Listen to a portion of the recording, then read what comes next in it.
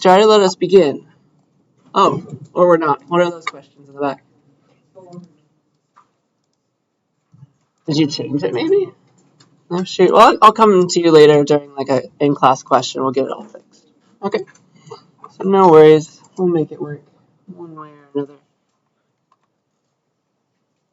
The first thing that I want to talk about is I would like you to make sure you know which parts of the Zybook is your assignment. So if you click on the chapter 1, chapter 2, or chapter 1 Scilab, whatever you want to do, it'll take you to the page where like the first section that has been assigned, but I want to make sure you understand how to like see what has been assigned in total on the assignments tab of your Zybook's website. So it'll look like this for you. You just go over to the assignments tab, it's there at the bottom, and then you click on the assignment you want to know about, and this is all of the sections that have been assigned to you. Okay? Those are all the pieces. So you don't have to go past 2.4 for this first assignment, for example. That is the start and the end. Does that make sense? How we can see that? One thing that's weird, it's just a quirk of how it needs to transfer over to Canvas properly. I have made the due date on Zybooks the last day of the semester, just so it keeps transferring over even if you do late work. This is not the right due date, okay? Only trust the Canvas due date. That's the real one. So that one's on August 17th, for example. So the Canvas due date is the rule, is the law, is the truth, not this Zybooks one. But Zybooks shows you which sections at least need to be done. Okay? I hope that makes enough sense. Zybooks is not very happy with Canvas. Only the Canvas due dates are correct. That's all I wanted to say there. So, yeah, let's begin with talking about how to get things wrong. Talking about what happens when you get things wrong in C++. Because I tried very, very hard last time to not make any mistakes. Everything compiled immediately. That's never going to happen in real life. Okay? So let's talk about errors. So there are a few different kinds of errors, and I think I'll show you at least 2 of them. So yeah, the first one that's the easiest to spot is a compile time error. It's when you have used syntax incorrectly, like you misspelled something, you forgot a semicolon, and the program won't even compile. So it's not even going to make machine code for you to even try to run. That's called a compile time error. The compiler catches it and usually tells you, okay, here's the line number where something went wrong, fix it. All right, so let me show you that. Let's see if my computer has restarted in the meantime and installed updates. I'll have to redo everything in that case. It sure did. Sorry, that's going to take a second then. I do not get to control what's happening. Boop. Are you going to share the labs on your website? I'm going to give you the write-up through Canvas. I'm going to release the lab today, so you'll see exactly what happens. And then you're going to complete it, of course, on the class server. Yeah, refer to the PowerPoint.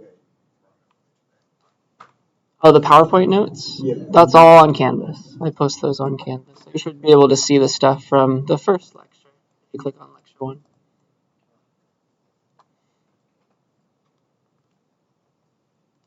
In theory, it will log me in just a second. It's okay. So much work to be done. So many things open on this computer. All right. F22 code from class, CSCI 40. We are, well, I made a lecture folder for Tuesday. Let's make a lecture folder for today. To make a new folder on the terminal, you say make dir for make directory. So I'll say lec02. Let's make that slightly bigger. Hit enter, and now I have a lec02 folder for myself. Yay! And I can cd into it, like I double click it. lec02. And now I'm working inside of it. There's nothing there right now. Boop. Boop. Let's go. So let me show you compile time error. Compile time error.cbp. And so that's if you speak C++ incorrectly, like you say int x equals 42 instead of int x equals 42. Here's what's going to happen. If I go to compile it down here, I say G++, name of the file, -O if I want to, name of the executable, and it's not even going to make anything else in my current working directory. I only have the CPP file right now. It's very nice to me, though. It's like, all right, in int main, error int was not declared in the scope. Did you mean int? Isn't that nice? So at least it's helpful. It's like pointing like right here. That's what should change. And so if you change it, then it will actually compile and run. Okay, so that's a compile time error. Usually not too bad, catchable. The next kind of error is a runtime error. So that's when something bad happens, but the compiler can't catch it ahead of time. Something bad happened while your program was running. It can't be recovered from, so the program has to crash right now, but the compiler couldn't see that it was going to happen. So one runtime error is division by 0. That is undefined, of course, and so the program can't continue when that happens. So it's going to just crash. And the compiler, if you write the program in the way I'm about to write it, it is not able to tell that you will eventually divide by 0. So let me show you this. Runtime error.cpp. And the way I'm going to get this runtime error is I'm going to ask the user for a number. So here's int x equals 42.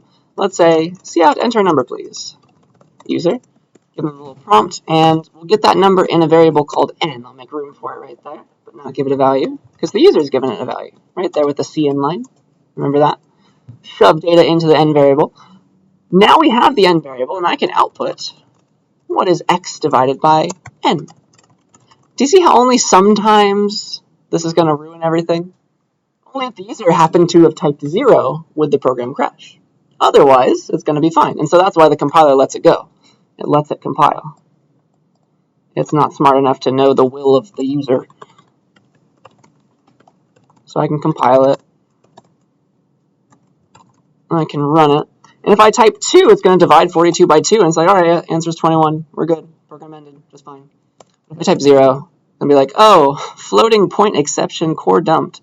That's not part of my program. That is a runtime error, and if there were stuff down below here, it just wouldn't get run. It stops the program right there on that division line. Okay, that's a runtime error. Any questions about that? Unrecoverable. Got to crash. And then finally, I don't need to make a program for this. I think it's pretty obvious, but a logic error, also called a bug, just a fancy word for a bug, is when everything compiles and everything runs to completion, but the result is still wrong. Like, that is just very subtle, right? That's why it's called a bug. So you have int x equals 42, and then you store in the x plus 1 variable the value x plus 2, right? So, like, you named it wrong. Everything's going to be fine. All the computation is going to finish, but the result is probably going to be correct because you expected x plus 1. You expected 43 to be in this variable, not 44, right? That's what it means to be a bug, to be a logic error. Any questions about these terms? And you'll have plenty of experience with all of these as the class progresses. You will make all of these errors, I promise. Okay? So, are we good to keep on trucking? All right, because the next thing that I want to do is just show you where we're going. Because we have a lot to learn, I would like to show you just all the pieces of C++ that you will eventually be able to speak. So I don't expect you to follow along with the program that I'm about to write, but I'm going to explain it as if you did, as if you can. So I want to speak C++ fluently to you right now, even though you're just starting out, even though you're just learning, because this is actually very helpful for me. I took a Latin class when I was at Fresno State with Dr. Chapman. If you ever get to take a class with her, please do. She's awesome. And one thing she did one day for us, beginning students, was she just opened up our textbook and fluently read the passage that we were working on, as if it was, as if we could actually understand it, just to hear the flow of the language. And I want to do that for you right now. Okay, so just be a sponge, pretend that you're learning your native language right now. Okay, what I'm going to make is I'm going to model this silly little counter in a C++ program.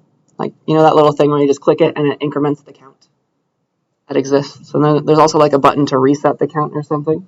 But I'm going to make a brand new type, not an int, not a double, but a counter. You can do that in C++.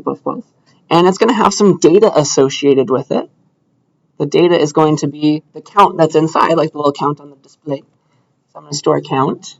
Again, I don't expect you to understand any of what I'm about to do, but I want you to see it. You can also have operations associated with your data, and we're going to get there later in the class.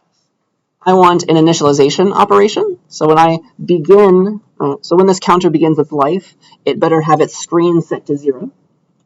I would like a increment, or I'll just call it inc, operation that performs the operation of me clicking the button, so it increments the count. And then finally, I want like a way to read off the screen and get the count back. So I'll have a get count operation. Okay, so I'm going to make this brand new type with this data and these operations in code, and I'm going to explain it to you as if you understood.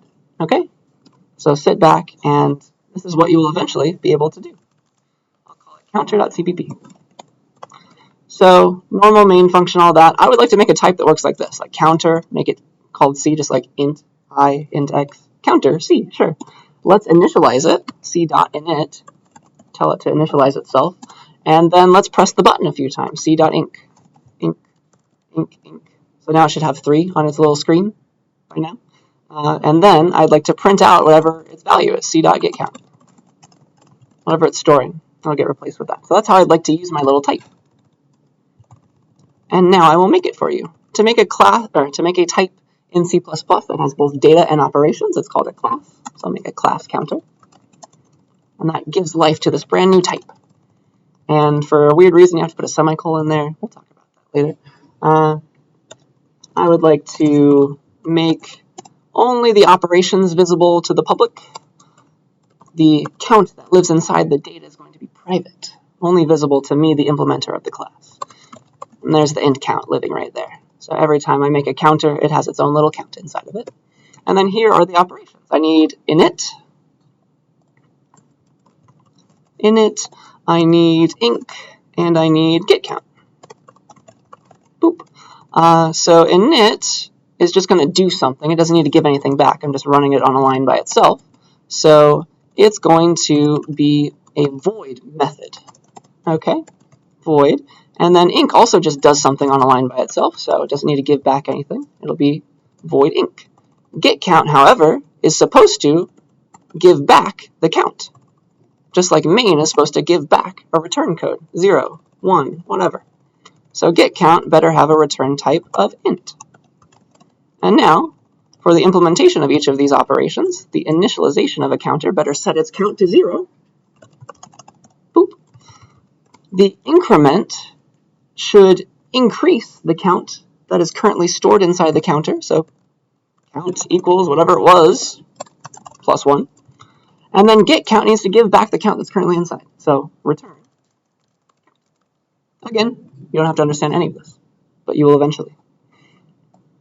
These are my operations. This is my data. This is the complete counter type that I have just made for myself, and I can interact with it in this way. So in theory, this should be a very fancy way of printing 3 to the screen. G++, counter.cpp-o counter. What do you know? So yeah, it only took 31 lines to print 3, but that's where we're going in this class. Now you've seen all these things. You've heard these words at least once now, and that's really going to help when we get there, I promise. Okay?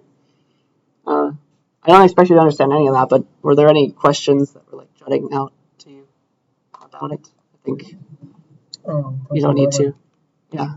Those are the functions that you made, like void and int, like 3 functions. Yes. They're secretly called methods, though, when it's part of a class. But we will, of course, get there. Yeah, we don't need to learn this right now, but sounds like we followed it well enough. Awesome. Let's go back to where we should be. Let's talk about variables now. Okay, let me just look ahead to see what I need to do today. Okay, just making sure. So let's talk about variables. All right. So I've shown you a lot of int x, double d's. You can make a variable with whatever name you want as long as you follow this rule. Okay, so you can make your int x equals 42. That's just fine. But you can have more names than just single letters, right? That makes a box of memory that holds 42, sure.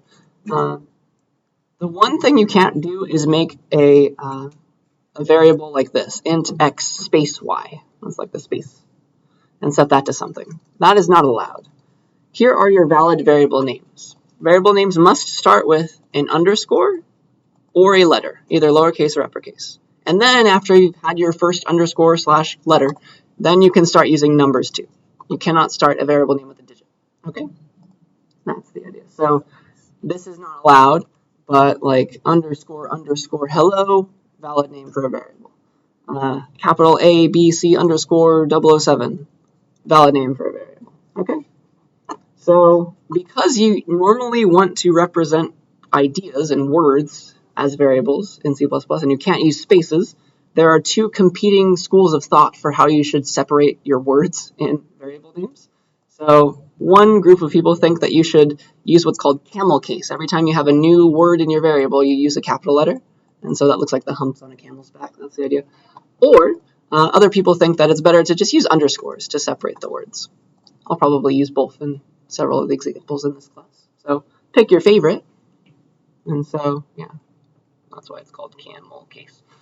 But those are your variable names. That's how you can make them. And so you have many options. Plenty. Okay?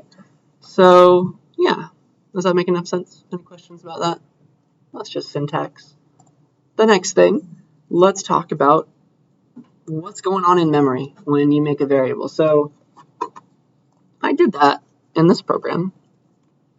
I made a variable without giving it a value. You can do it both ways. You can make a variable, give it an initial value, or you can make a variable and not give it an initial value and let the user type it in later, for example. This idea, this line right here is called a declaration. It's saying this variable exists. It's making it. Create the variable, please. So to declare a variable, you have to say what type you want it to be. So like, I want to make an int x. I want to make a double d, for example. Okay? So int x semicolon is a declaration of an integer called x. It can hold whole numbers. If I just use this line and print x, what does x hold right now is the question. If I say int x semicolon, don't give it a value, see out x, what should be inside? Nothing. Well, I have to be able to print it. What does nothing mean for an integer? Maybe it's 0. That would be nice. -1, some nice default value. Let's see. Actually, watch this. Uninitialized vars.cpp. That's a long word. Let's make int x. Let's just go crazy. Int y, int z, char a, char b. A bunch of uninitialized variables. Char c, double d, double e, double f. Let me print all of them. See out. X, new line. Y. I don't know how many I have. X, Y, Z, A, B, C, D, F. Okay. A, B, C, D. So take your bets now. Are these all going to be nice default values? Like, what's a default character value? What's a default double value? What is that? What does that even mean? Here we go.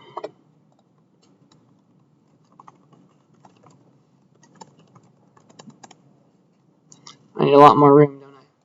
I'm just printing out these variables in order. Here are their initialization. Or sorry, here are their declarations. So I'm printing those in order. / uninitialized vars. Oh, wow, they were 0 this time. That's quite nice. If I keep running this, you know what? And this was like some unprintable character. That's pretty nice.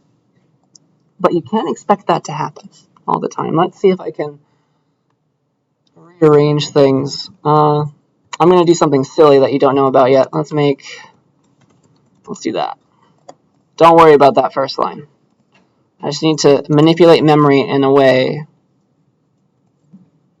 that's going to let this happen. Oh man, it might have changed. Let me double check my example from last semester, make sure I'm doing it right. Because if I run the program multiple times, it should change if I do it right. I want to make sure I'm doing it right.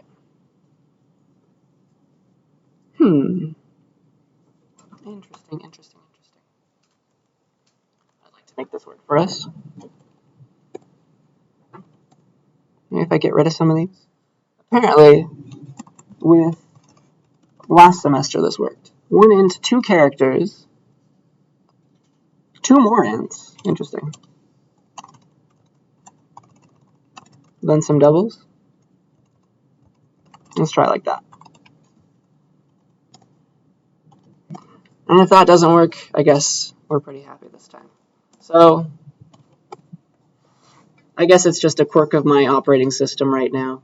But when you initialize a variable, you cannot expect it to be 0 or anything useful. Okay, you're actually going to get garbage. I'm apparently getting very, very lucky right now because you have a random value being stored inside there. It's just whatever's in memory at the time. Maybe it's because I just started up this virtual computer. There's nothing else living in memory, but you're supposed to just see garbage. And if you rerun the program, you get different random values inside of those variables. That's interesting that it didn't work. I'm going to see if I can manipulate it during lab time to make it look random to you. But yeah, don't expect to see a 0. Don't expect to see anything nice. Expect to see garbage. So always initialize your variables if you can. Okay? So let me show you the different ways to do that. So to initialize a variable, there's, I guess, 2 or 3 ways, depending on the way you're thinking. You can say int x semicolon. That makes the box in memory, right, set to question mark, something completely random. And you can wait a little bit, and before you use x, you can give it a value on a line by itself, like x equals 42. Okay. That's one way to initialize. It's just you declare first, then initialize later. Or you can declare now and initialize at the same time. Int x equals 42. That's something I've been doing, right? That's something that also works. Int x equals 42. That declares and initializes at the same time. Technically, there's the third way. You can declare, wait a little while, and then ask the user to fill in the x. That also works. But yeah, before you use a variable, make sure it is initialized because otherwise bad things will happen. Like you try to add 1 to what you thought was 0, but it was really some weird negative number, some giant number, because it was random. Okay? That's the idea. Always initialize your variables. Always give them values. Any questions about that?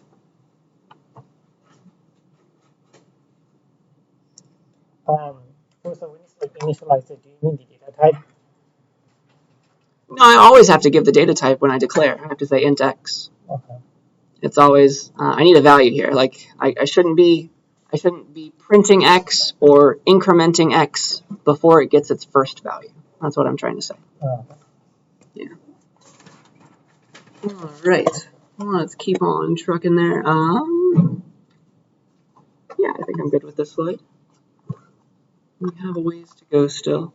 Let's talk about the equals sign. That's how you give a value. It's called an assignment statement. When you have a line that looks like this, A equals B, something equals something else. And I'm here to tell you that equals was a very bad decision. Some languages don't use the equal sign. They use like an arrow. You just type an arrow somehow. Because like equals in math, you know what that means. Like something is always that. Like those sides are equivalent. They don't change, right? Equals in math means it has that variable has a value and that never changes. In C++, that is absolutely not true. You can say x equals 42 and then come along and say this. You can come along and say x equals x plus 1. And that's going to take the 42 and make it 43, which is weird to even think about. The reason that works, I hate this PowerPoint bug that doesn't get rid of what I just last typed. 43. The reason lines like this work is because you have to read it from right to left. The right-hand side of the assignment statement gets run first, okay? So it's going to run this first. If x is 42, it's going to calculate 43, and then it's going to store it into the variable on the left-hand side. That's how an assignment statement works. You always read it right to left like that. So that's why you can do silly things like this, okay? Also, people increment variables so often that this gets to be too large to want to type. And so there is a shorthand for x equals x plus 1, and it's called x plus plus. You can just put a line like that, call it x plus plus, and it increments x. That'll make it 44 now, okay? So now you know the joke. This is why it's called C++. We started with the language C, and it's one better, one more. That was the naming style. So yeah, this A equals B is putting B into the variable called A. So here's A. It now holds B. That's what an assignment statement does. Okay? Yeah, I think that's what I wanted to do. Any questions about any of that? Yeah. So you can, in an instance like this, use the variable x. That's right. You can't say int x equals x plus 1 because x is already existing. You can't make it again, but you can reuse it, reassign to it. That's the proper terminology, yes. Let me just show you that. Boop. I don't know, bars.cpp. So, int x equals 42, so now I can use it. It holds 42, cout.x. I should see 42 printed. And then I can change x later. X equals, I don't know, 5 times 5. Something different. I can reprint x. I can reuse x to hold something completely different, which should be silly to you coming from math. But no, that's totally fine. X equals x plus 1. Also works. Increments the value there. So now it's 26, right? If we print it. Another shorthand for this, in addition to x plus plus, which will also give it another value, there's something in between. You can say x plus equals 1. That is also equivalent to x equals x plus 1.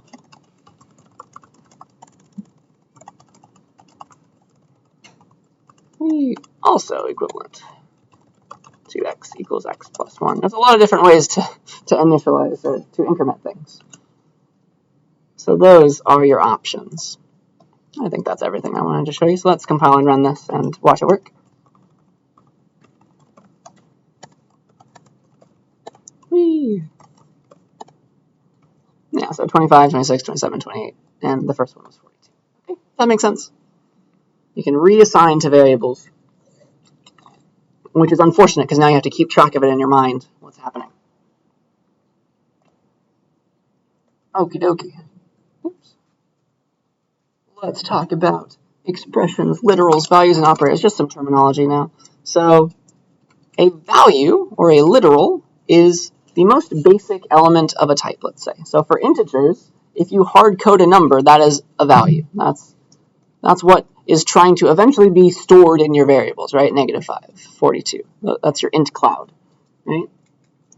You know you have a value if C++ doesn't have to do any extra work to store something into a variable. For example, like you can't store 2 plus 2 in a variable. That's not a value yet. C++ has to do the work of making 4. 4 is the value. Does that make sense? That's the end of the computation. 2 plus 2 is not a value. It's called an expression. An expression is when you combine literals and operators and variables and all those things that need to be replaced with a final answer that is a value.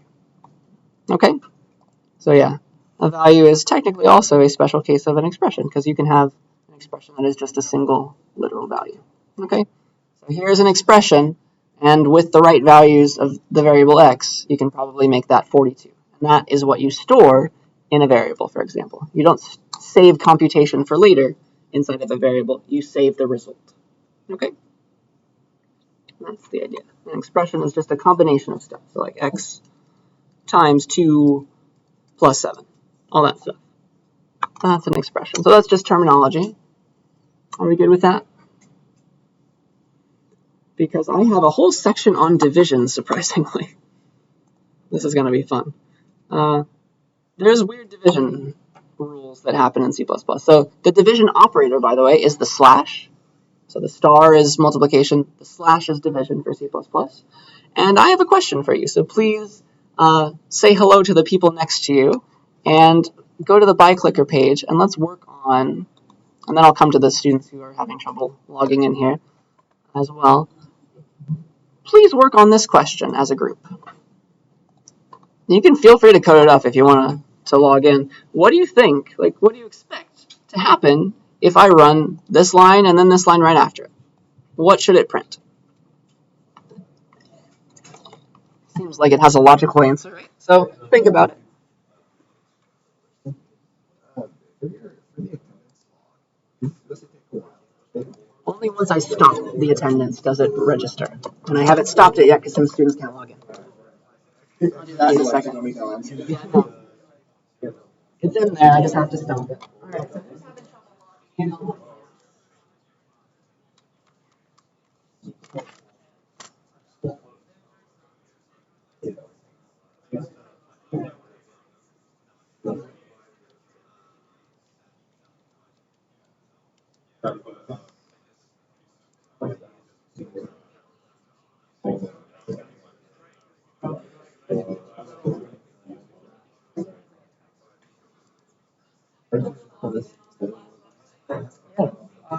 I think you're gonna. I'm Zach, by the way. I'm asking. I think the answer should be D, but I'm just trying to write right. It's integers, and if you divide it by 5, it's gonna give you double. So I think it should give you just a smaller. Did you say this? No, it's just right. Well, like, I was not happy. Like this one kind of like better. Kind of like showing what I've done. Yeah. Kind of like yeah.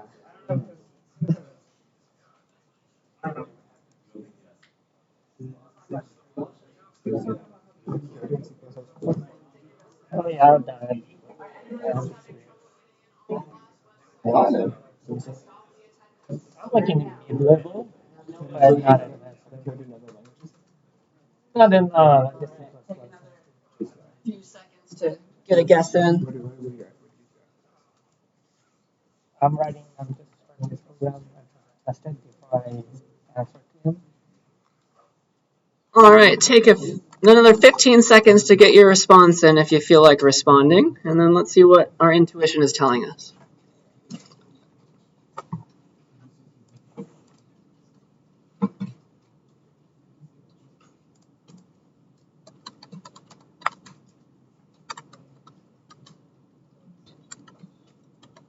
That'd be fun. How are we doing on time? So we started. Oops. With that, all right. Let's see what we're thinking. Too slow. All right, so we're thinking A. That seems the most logical, and then the next group of people with the next most is thinking C. So not a lot of people think it's a trick, so that's nice. Maybe I'm not tricking you, but let's see what's going on. But we think it's going to be A. Boop, boop, boop. Maybe we read ahead. Let's make a new file called division.cvp. And that, and I guess I don't, it's already printing something, cool. So G++ division. Maybe you coded this up and tried it out, but yeah, it's 2. 5 divided by 2, it's just 2. As far as C++ is concerned. So that's, that doesn't make sense, right? Question? So it just says, and the program just 2 goes into 5 2 times is what the program is trying to tell you. Yes. Because most notably that will create a float. Yeah, we're going to talk about that. There's a type issue going on right now, and that's why I'm trying to hit hard on types with you right now, so you don't run into this error ever again. So yeah, division in C++ is the slash, and it works the same for ints like it does for doubles. You still use the slash, but it works differently depending on which types you're giving. Can you store decimals in an integer? Can you put 3.14 inside of an int? No, only whole numbers. So there's a different kind of division being done here. There's no room for an int to fit those decimals. So ints can only have whole numbers. And so it's going to chop it off. It's going to compute, kind of, 2.5, but there's no room for the 0.5, and so it's just going to chop off the decimal places. No rounding happens. You'd think it might round to 3. It does not. It just chops off the decimals. They get dropped. All right? So remember your int cloud. You can only hold 0, 1, 2, 3, negative 42. There's nothing in between the 2 and the 3. Okay? So, yeah. It calculates 2.5 and drops the 0.5. So 5 divided by 2, as far as integers are concerned, the answer is 2. Okay? Let's see. What else do I want to show you right now based on that? That's about it. All right. So how do we get the 0.5? Because we probably want that one of these days. When you do division, you can either do integer division, which is what just happened, or you could do floating point division / double division. I'll call it that too. So for that slash to give you what you expect, you have to have the types line up in a nice way. Okay? Double division, if you want that to if you want those decimal places, if you want double division to happen, you need to manipulate the types on both sides of that slash. It's not the thing you're trying to assign to, it's the things that are given to the slash operation, to the division operation. If you give 2 ints on both sides of that division operation, you are doing integer division. You're getting back an int, the decimal places are being chopped off. If, however, one of those sides of that division, just one, doesn't need to be both, if one of those sides is a double, you can divide a double by an int, then it's going to do the right thing. It's going to make a double at the end with the decimal places. Okay? That's double division or floating point division. They call it this because you can have a decimal point in a weird way, like in scientific notation. It can float around. Yeah, so that is the main difference. And so if you would like to make that happen, let's see, where was I going? I wanted to be here. That was my example. So if I want 2.5, I can just do this. X divided by, well, x is an int, it's kind of forced to be an int. I can't change that right now very easily. But I can change this 2 to 2.0, can't I? That's a double. That's going to let me do double division. Now I get my 2.5. Okay. Does that make enough sense? What if, though, I had int y equals 2? See out x over y. Now they're both ints. What if I still want 2.5 out of this? There is a way. There is a way, and you have to convert. You have to convert one of the types, because right now you're going to get 2 again. If you need to convert an int to a double, you use a very ugly-looking piece of syntax called a static cast. Static underscore cast. So here's how you convert an integer to a double. You say static underscore cast. Then you use a less than sign. You say the type you want to convert it to. So double goes in between these 2 angle brackets. And then after parentheses, you give what you're trying to convert. So this long-winded thing is going to convert x to a double. Please cast it to a double, okay? Let me show you that. So see out the result of doing static underscore cast double on x. So make x the double, and then y can stay an int. And now one side of the slash, one side of the division is fine. It's a double, and so it'll do the floating point division. Okay, this converts x into a double. That's just something you'll want to memorize for now until it makes more sense when you read the book. Question?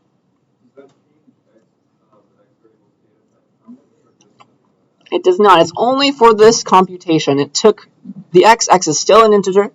I can't change the type of x ever again. I made it an integer. I declared it to be an integer.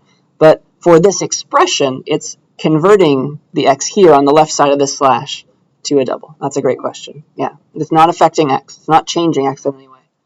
It's just manipulating it for the life of this little computation. Any other questions? All right. Yeah, the last thing I want to show you about doubles is you can print them in fancy ways. Okay? There's the idea of fixed. There's set precision. Let me show you those things. Let's see here. What's the best way to do that? Let me just show it to you. So there's a library called IOmanip, which stands for Input-Output Manipulation. And it lets you change how doubles are printed out, which is sometimes useful. So let me include that. And I'm including this for set precision, I think, yeah. For set precision. There's another thing called fixed that is just part of IOStream already. So that's good to go. So now, if I have x divided by 2.0, and so this is going to be a double, it's going to print 2.5 just fine. I can give these special values called fixed and set precision with a certain number, like 3. I can give those to Cout, and these two pieces right here, this fixed and this set precision, they're not going to print anything. Cout is going to take them and use them to change how future doubles are printed. It's like a little flag to Cout. It's telling it to do something special. This is not a printable thing. It's just going to manipulate Cout. This is not a printable thing. It's just going to manipulate Cout. So these two together, when you say fixed, you're saying, hey, Cout, always show the decimal place when I'm printing a double. And then, hey, Cout, always use 3 decimal places of precision when outputting doubles. So if you want it to round to the 3rd decimal place, you put it like this. Okay?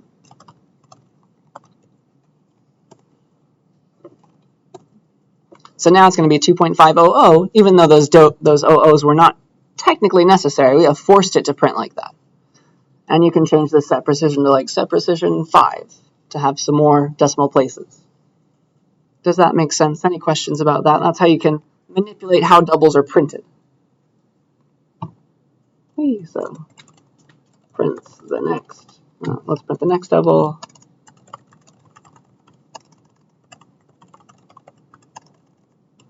With 3 decimal places of precision, we say. Okay, question. What was the library for that? It was called IOmanip. Stands for Input-Output Manipulation. And that gives us set precision. Yeah. All right, so that was a fun one. You wouldn't think you have to worry about all this stuff for doubles, but you do. A lot of things can go on, and kind of makes sense because computers were kind of invented to do math, and math with decimal places is very important. All right, the last thing I want to talk about, my last little subsection for the day, is characters and strings. Let's go and study those in a bit more depth. Okay, let's first talk about characters. So, this is fun.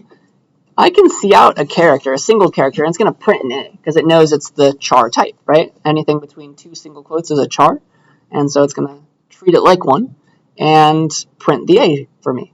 But deep down inside of the computer, right, everything is a number. Everything is stored in binary 1s and 0s, yes? So really, this A character is secretly just a number, and the computer just notices, okay, he wants to print a character right now, so I'm going to take whatever number this A is and translate it to the font that has this A character on it. Okay? I'm going to output this part of this font to show an A. But really, it's just a number inside of the computer. So, yeah, your computer looks up what picture to draw when it prints out a character.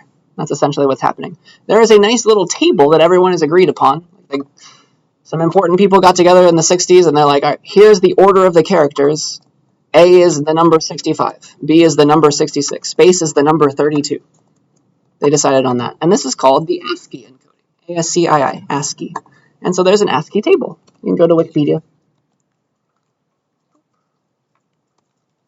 ASCII table.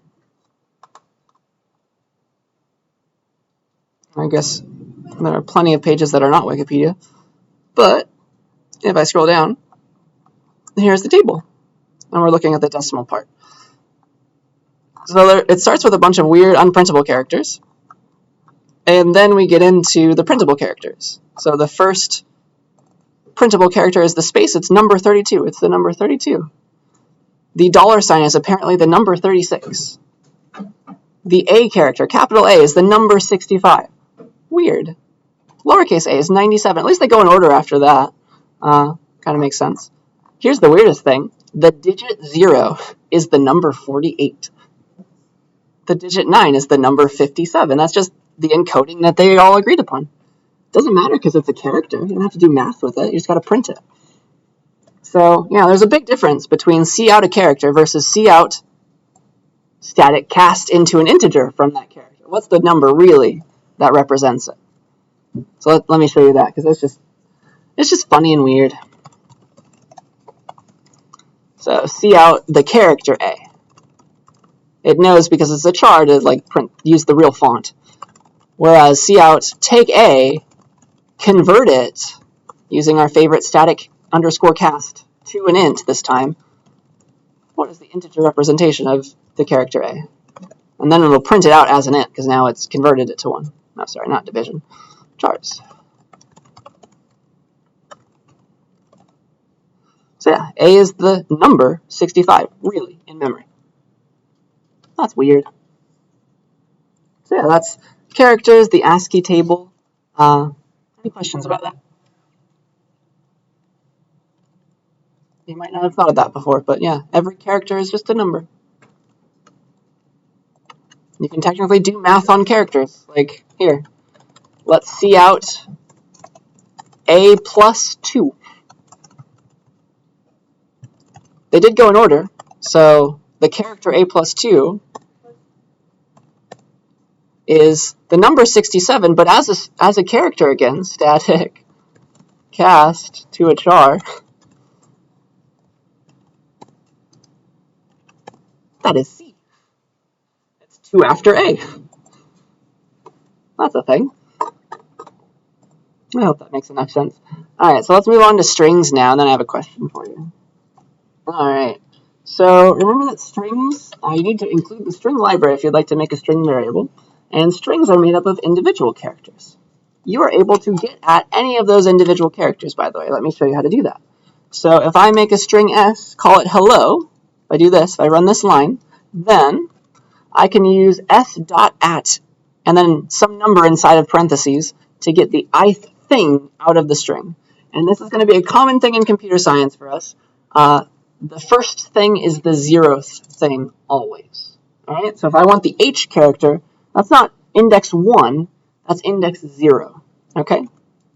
That will be the h character. So if I say s.at 0, that gets me out the h character. And I can also manipulate it. If I want the e character, it's s.at 1. Okay, so everything starts at 0 in computer science. You will get used to it, I promise. But that's how you index into strings. Yeah. Strings, that's easy. So let me include the string library so I can use the string type. String s equals hello. I used a capital H, didn't I? And so here is, well, let's get the first character, s.at 0. And that should print the capital H. And of course, I compiled the wrong thing again. Strings, capital H. If I want the O, what index should that be? 0, 1, 2, 3, 4. That's the last index. If I want to change it, I can actually use that s.at blah on the left-hand side of an assignment statement. So I can say s.at 0 equals lowercase h. I'll lowercase the whole string this way. You can change it too.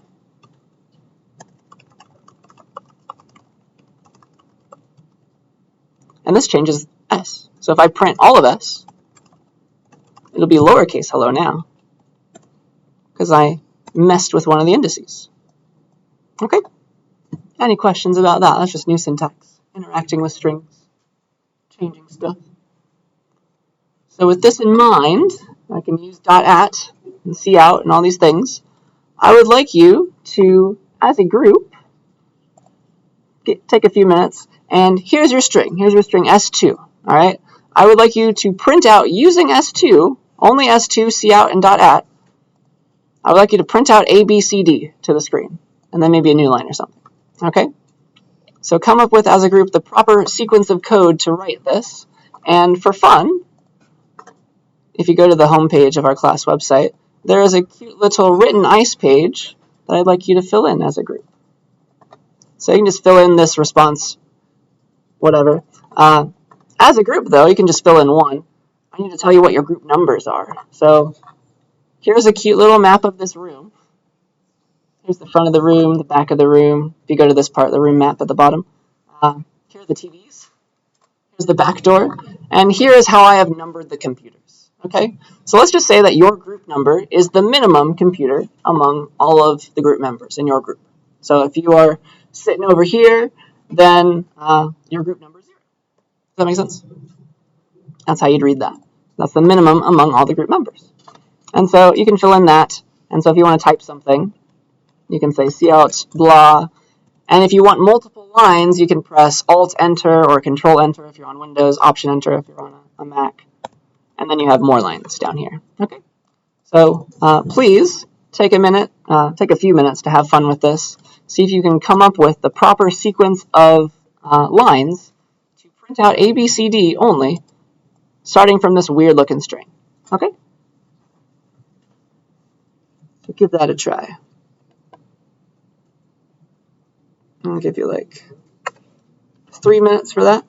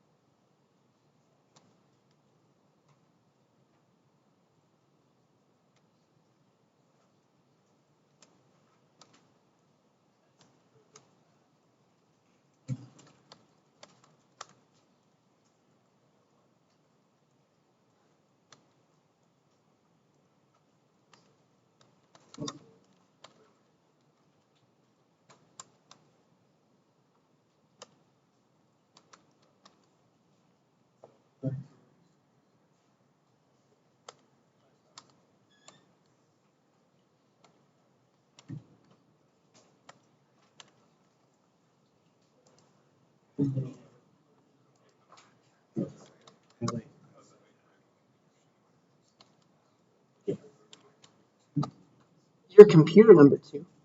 But I assume I would like you to work with the people next to you. So your group number is whoever the minimum computer number among your group members is. That's my strategy. You can pick your own if you want. Just pick whatever computer you guys decide on. But these are your numbers, let's say.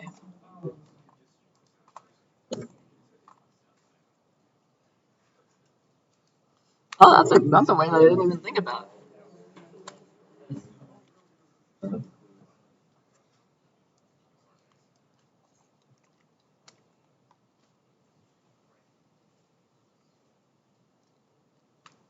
another minute and then we'll talk about it together.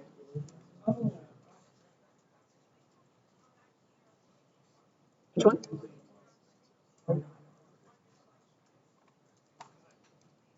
This one? I'll need to go back in just a second so that you can see the original string though. So take a good look.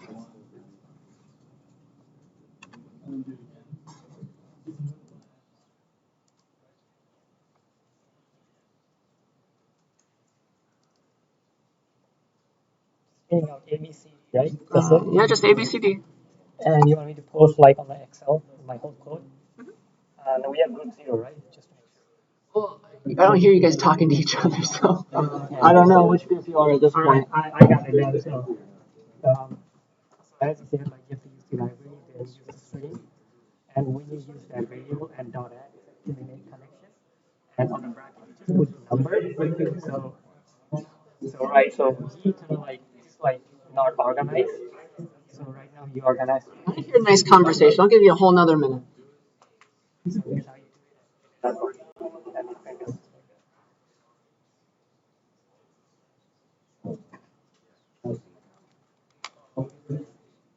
And he said to post it on group 0, right? Yeah, including string. Include string is a library. The reason that we use the string because this string is a letter. Right.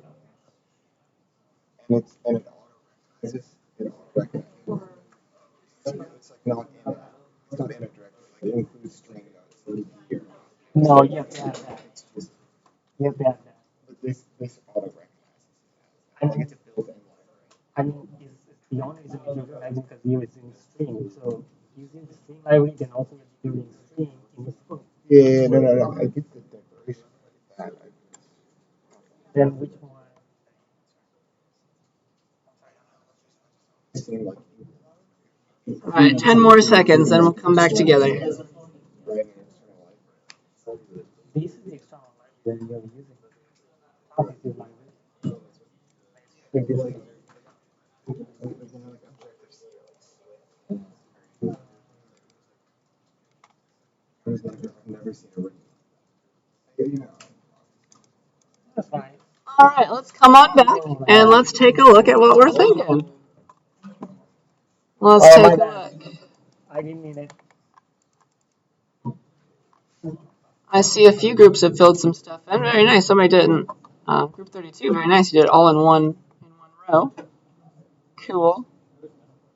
Apparently S2.at is a website. That's fun. Oh, we got a whole main function here. I like that. Oh, somebody copied and pasted something weird. Did we just lose everything? Most things? Uh-oh. Well, I like what I'm seeing. I think we're all agreeing on the indices, but let's just make sure we all understand why those are the correct ones. So the index of this first character, the D, that's 0, right? 0, 1, they go in this order. Always starts at 0, 4, 5, 6, all tiny. And so if I want the A, that's index 1, so I better see out S2 dot at 1 first. That better be the first index, and then I'll keep doing all this 3 more times with index 6, 2, and 0. Okay. Does that make sense? Question?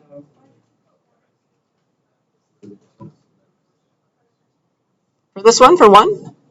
Because I want to print A, don't I? A is index 1. Because it starts at 0. So D is index 0, A is index 1. That make sense? Yeah. Yeah, I want you to print A, B, C, D using this string. Can't change the string. That technically could be a way that you do it. You could just be like set index 0 to A, set index 1 to B, and just like clear out the rest of these, set them to space or something. That's totally fine if you want to do it that way. But I was just getting you practice with indices one way or another. So that's totally okay. There's a million different ways to do the same thing. That's computer science. Yeah. Any other questions?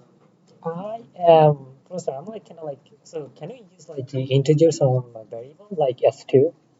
Like I said, like you can use the integers as a variable. Integers as a variable. You can't say string. You can't say int 2 equals 7. You can't give a name to a variable that is a number. Oh, but I can use it as like when S2, kind of like that. Yeah. Okay. That's a valid variable name. We talked about the valid variable names. So that's one of them. Oh, I got As long as it starts with an underscore or a lowercase or uppercase character. Gotcha. Question over there? Yeah. You always have to say the type of the thing you're declaring. Yes, this would be the correct way. All right. 2 more slides and I'm going to show you your lab. So you can use cin to get a string. That's totally fine. So I can make another string variable called, I don't know, S2, and then I can ask the user to enter something. Cout enter a word, space, cin S2, and then we just like print it back out or something. You entered, or S2 maybe, S2 colon, S2 end L. The weird thing about cin and strings, though, is it only gets a word, and that's why I was careful to say this. Like blah. It got the blah. If I run this again and I type hello world space with a space in between, cin's only going to get the first word. Cinning into a string only gives you the word. It stops when it sees any spaces or new lines or things. Okay? So just keep that in mind.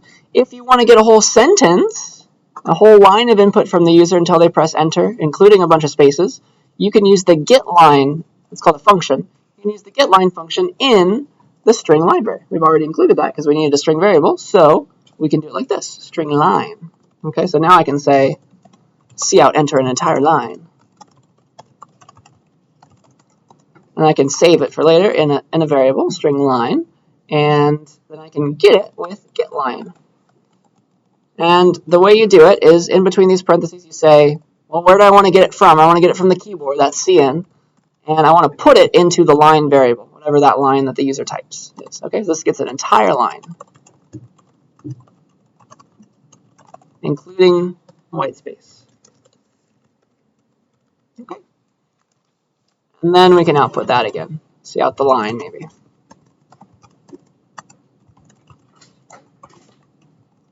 So one more time. So hi, and then, oh gosh, I do have to do it in the opposite order, don't I? Combining cin plus getLine, oh man, it ruins everything. How do I want to do this?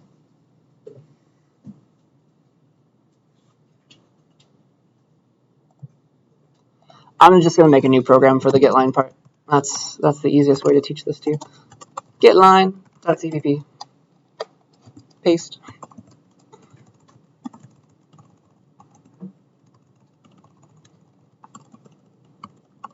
String library. Okay, that'll be better.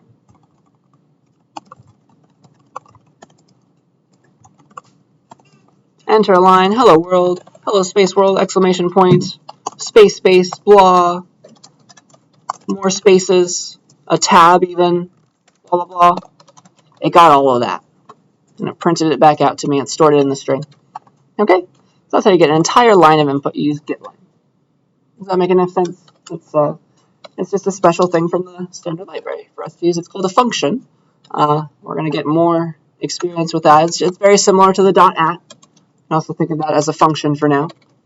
It's slightly different because there's a dot involved, but I think you get the idea. So that's getLine. Are we ready for the last slide before our lab time? Last piece of knowledge. Okay, this is a fun example. So I'm going to capitalize a lowercase string. So let's get a lowercase word from the user. We'll put it in a string variable. And we don't know what the user is going to type. We're just assuming they're going to type a word, though. It's a lowercase character. And we would like to take that first character and make it capital. So if the user types lowercase hello, we will transform that H into a capital H. Hello. If the user types ABCD, we will transform that lowercase a into a capital A, ABCD. And the program needs to work the same no matter the input, as long as it's a word. So let me show you how to do that. And the secret is going to be character math using the ASCII table. So if I go back here, notice that here are the capital letters. They start at 65 and they go all the way down to 90. And then the lowercase letters are after those. Starting at 97, we have lowercase a, and then we have z. So there's an offset going on there. If I want to get from lowercase a down to capital A, I just need to subtract by that difference, right? If I want to go from lowercase b to capital B, I can subtract by the same difference. It's the same offset, isn't it? I can do that for any lowercase character to make it capital. I just need to figure out that difference. So there's some sort of character number line going on here. On the ASCII table, there's your capital characters. There's the A, that was 65, the capital B, blah, blah, blah. All the way to lowercase a, lowercase b. They're in order like that, blah, blah, blah. As long as I know this distance, I can transform. I need to subtract this amount, whatever character a minus character lowercase a minus character capital A is. That's the distance I need to shift to get the A to capital A, to get the B to capital B. Does that make sense? If I had this number, I can shift any letter using the ASCII table because they're in order like that. Let me show you it in action. Capitalize.cpp. So we'll have the user enter a word this time. I'll just steal this code here, though.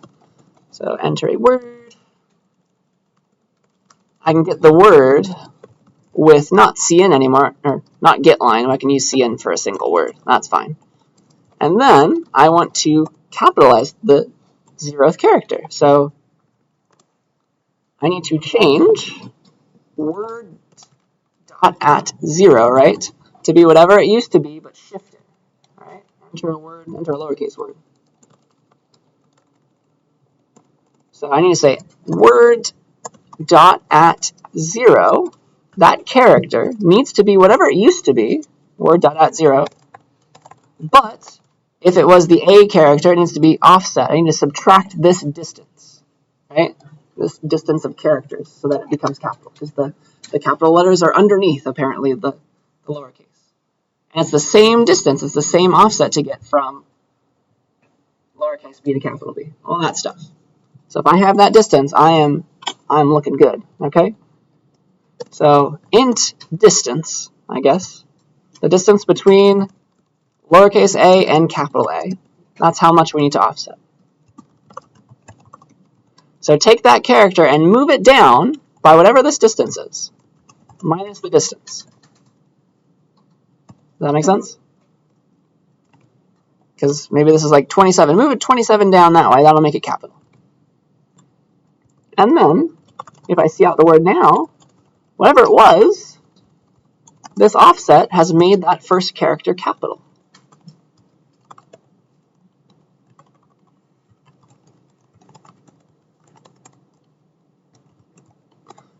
So lowercase hello, I get capital hello, because that distance works the same.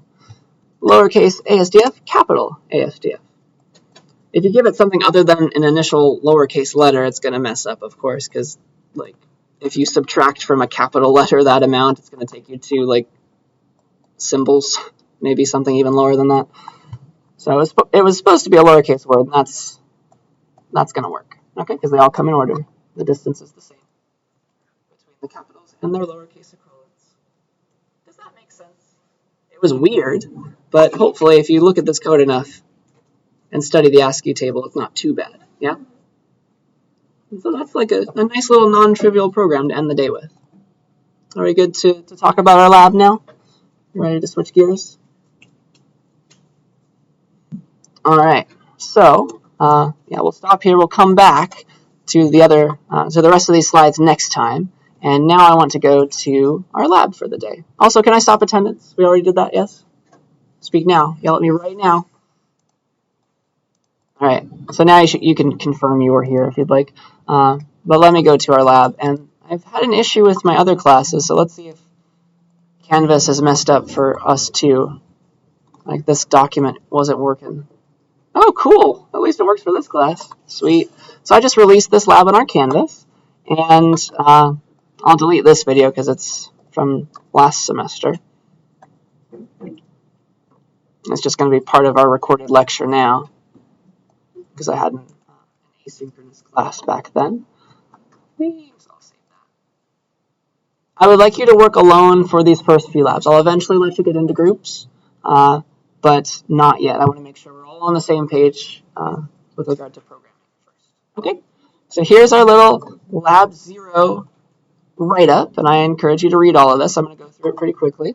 But here is your job for the day, okay, or for whenever this is due. This is going to be due in a week, by the way. So it will be due August 19th. That is a Friday, so not next, so a week and a day from now. Not this Friday, but next Friday.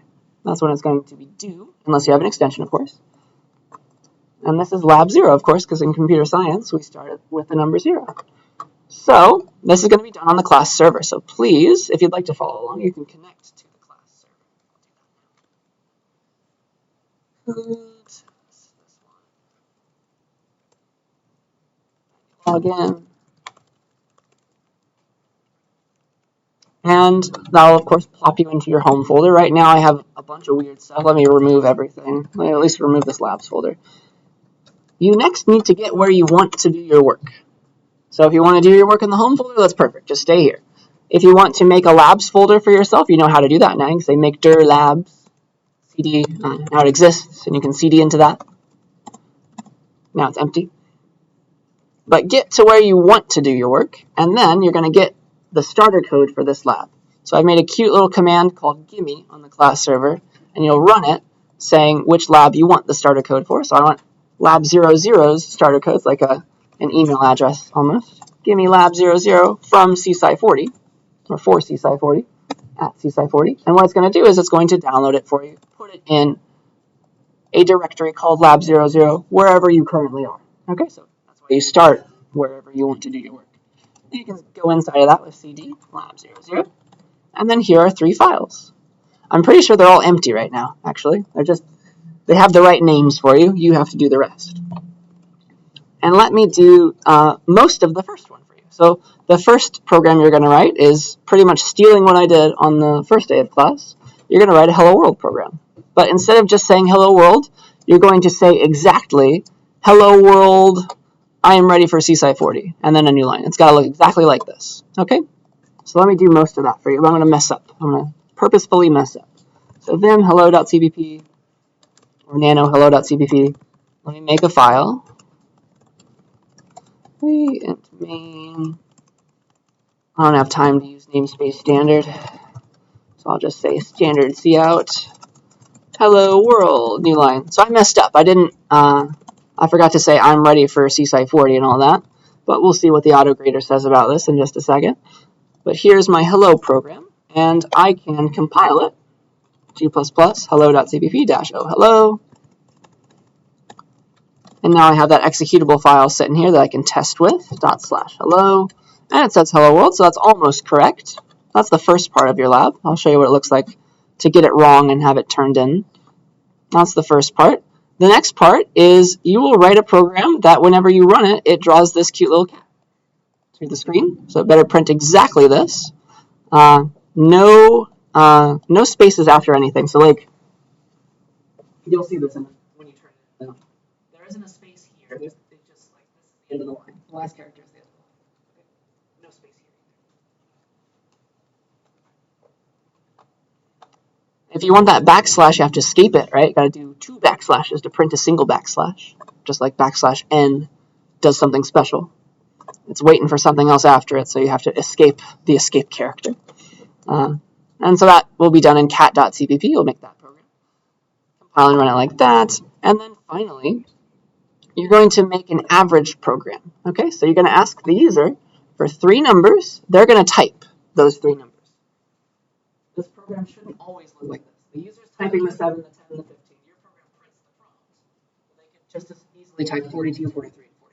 Yes, it shouldn't always look like that. And then you're going to calculate the average of whatever numbers the user did type. Okay? So apparently for 7, 10, and 15, the average is 10.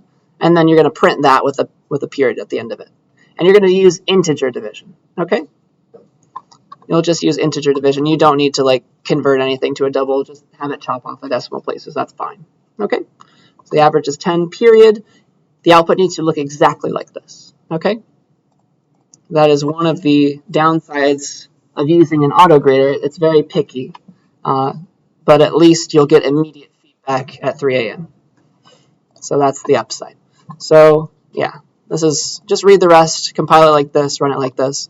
And then when you're done, or you want partial credit, you can keep on turning in as much as you want before the deadline, and it won't affect anything. Just your last turn in is your grade. You'll turn it in and check your score. So here's how you turn in everything all at once, if you want to turn in everything. I'll just turn in hello right now. But once you're done with everything, you should turn in every single file. Here's how you use the turn in command on the class server. You say turn in, then which lab you're turning in, lab 00 at CSCI40. And then you space separate all the files that you're trying to turn in for this lab. I've only worked on hello.cpp, so I'll just turn in that one. But once you're done, you want to give them all hello.cpp. So I'll just stop there, and I will hit enter. And please yell at me if anything goes wrong here. You can technically press Control-C right now, and it should keep grading, but you might as well just watch it. It doesn't take that long, unless you have like an infinite loop or something. And you won't for these first few labs, because I haven't taught you how to make one. And so it's like, okay, grading started, grading finished, uploading grade to the class website. If you see any errors, tell me about them. I'll try to fix them. And it says auto grading is complete. Please press Control-C to close the submission program. So Control-C, I'm back at my terminal. And now there's 2 ways to view your grades. You can view it in the terminal with the view-grades command. and it's going to look like this. It'll ask you, all right, which assignment do you want to see your grade for? I want to see index 0, so I'll type 0, hit enter. And then you can press Q after scrolling around with the arrow keys once you're done looking at it. It's like I got no credit at all because, for example, for the Hello World program, I did this where I was supposed to have done this. And then the rest, the program didn't exist, right? Because I didn't submit it. So that's what it'll look like on the terminal. I encourage you, though, to look at your grade on the class website. I've made it look a lot prettier there. I worked hard on it. So if you go to the class website, let me log in with my test student account. It should upload it here too.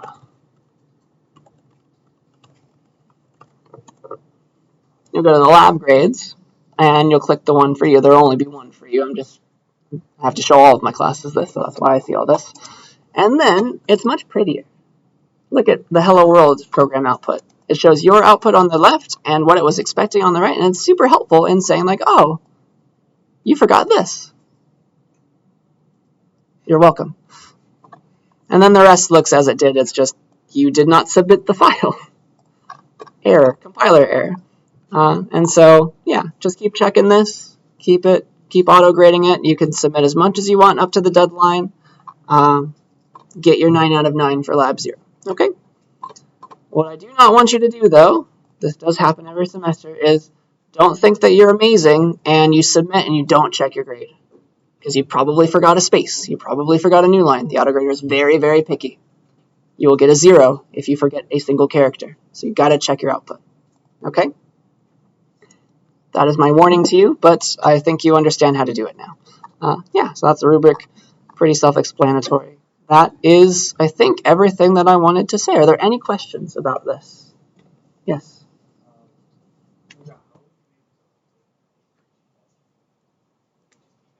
Yeah, you open it in whatever editor you like to use. So you'd say nano if you want to use nano. You're like nano avg.cpp. It's an empty file right now, though. I've given you nothing but empty files. And then you just start typing. You save it. I won't save, though. So yeah, use your editor. Then you compile with G++. And I will, of course, Kate and I will be here to help you during this lab time. Okay? So yeah, the rest of the time is for you. I can stop recording now.